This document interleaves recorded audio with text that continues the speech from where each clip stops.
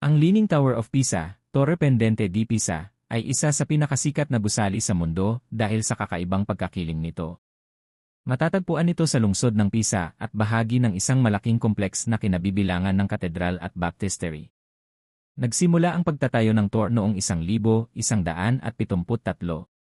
Layunin nito na magsilbing kampanaryo, bell tower, ng katabing simbahan na Pisa Cathedral. Ngunit ilang taon pa lang ang lumipas, napansin na agad na unti-unti itong kumikiling. Dahil ito sa malambot at hindi pantay na lupa sa ilalim ng pundasyon. Dahil sa pagkakiling, ilang beses itinigil ang konstruksyon ng Tor. Tumagal ng halos 200 taon bago ito tuluyang natapos, noong bandang 1372.